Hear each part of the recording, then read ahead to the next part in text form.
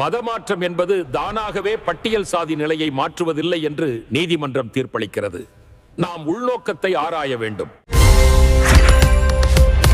மதம் மாறினால் SC/ST அந்தஸ்து பறிபோகும். உச்சநீதிமன்றம் அதிரடி தீர்ப்பு.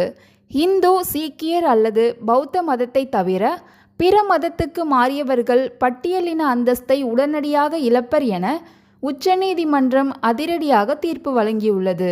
ஆந்திராவை சேர்ந்த சிந்தடா ஆனந்த் என்பவர் கிறிஸ்துவ மதத்திற்கு மாறி போதகராக பணியாற்றி வருகிறார்.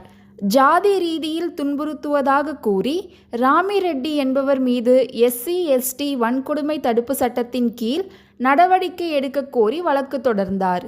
இவ்வழக்கை விசாரித்த ஆந்திர உயர்நீதிமன்ற நீதிபதி ஹரிநாத், இந்து மதத்தில் இருந்து கிறிஸ்துவ மதத்திற்கு மாறியதால் சிந்தடா ஆனந்த் பட்டியலின அந்தஸ்தை இழந்துவிட்டார். எனவே SC/ST வன்கொடுமை தடுப்புச் சட்டத்தின் கீழ் அவர் பாதுகாப்பு கோர முடியாது என கூறி வழக்கை தள்ளுபடி செய்தார். ஆந்திர உயர் நீதிமன்றத்தின் இந்த தீர்ப்பை எதிர்த்து ஆனந்த் தரப்பில் உச்சநீதிமன்றத்தில் மேல்முறையீடு செய்யப்பட்டது. இந்த மனு நீதிபதிகள் PK மிஸ்ரா மற்றும் மன்மோகன் அடங்கிய அமர்வில் நேற்று விசாரணைக்கு வந்தது.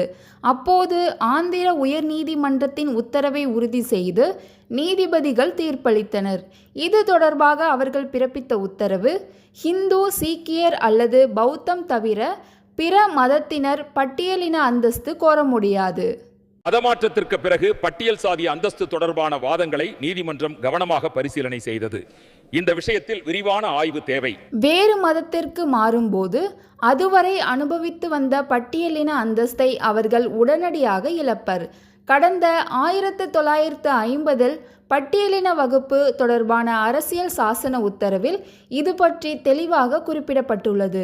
அந்த உத்தரவின்படி மாற்று மதம் மாறியவர்கள் பட்டியலினத்தவர்களாக கருதப்பட மாட்டார்கள். பிறப்பால் பெற்ற பட்டியலின அந்தஸ்தை உடனடியாக இழப்பர் என விளக்கப்பட்டுள்ளது.